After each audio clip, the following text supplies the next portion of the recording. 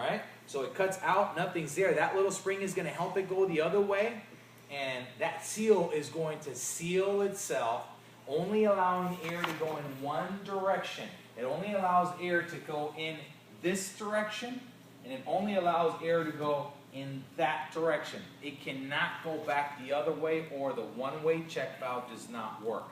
So what is the purpose of the one-way check valve? It is to allow air to flow in one direction only, and to seal and protect the tank from air going back into the supply side. So if there's a leak in the supply side, there's still air in my primary and secondary because it's sealed up. It will not allow the air to escape. Does that make sense? And how do I check that? Very simple. You drain your supply tank. It's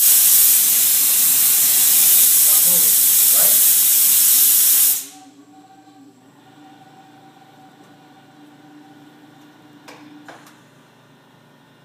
Now watch what happens.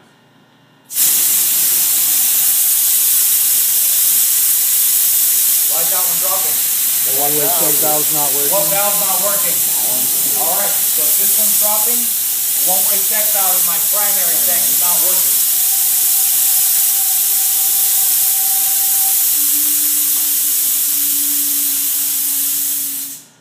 Does that make sense? It's very simple. So that's what your mechanic does. He'll drain the supply. He's checking the one-way check valve. If it's leaking on one side, that valve's bad.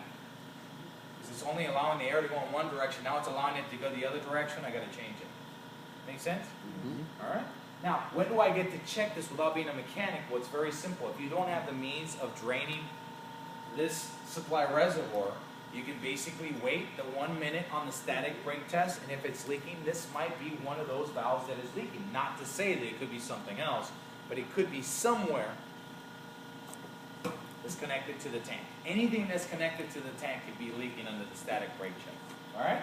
Any questions on the one-way check valve? Simple. Allows air to go flow in one direction, and it seals both the primary and secondary tanks from any leaks. All right? It's like your hand. When you're holding a balloon, that's a one-way check valve, or a valve that is sealing that tank from it only went in one direction. I will not allow it to come out in the other direction. Is your wipers and your door and everything connected to the... No. Okay. They are not. They are not connected because if they were, it's stealing air from the one thing that I need for my service brake, right? There's something called auxiliary tanks. Auxiliary tanks are set so that they only build air when you have at least 100 psi pressure in primary and secondary.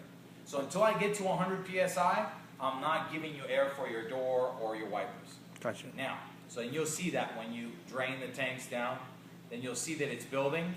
And again, your wipers, nothing's going to work until it gets to 100 psi, then it starts feeding that way, giving it to the auxiliary, and then they all rise at the same time. It might take a little bit longer to rise because of how many accessory tanks you have and what you're using for air in regards to those accessories.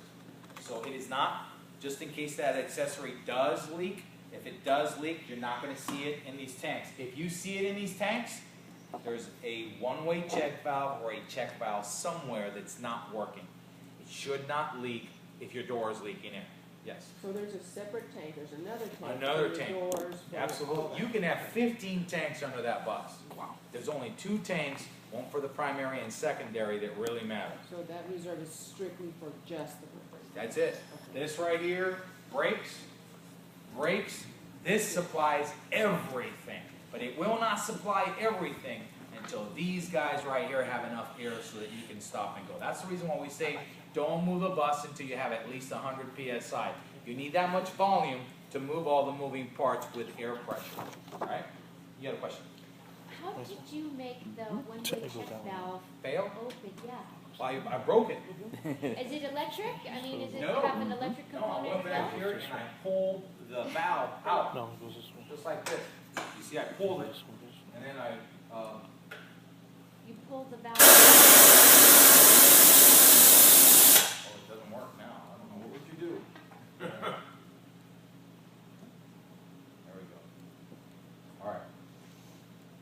So, that's not supposed to leak.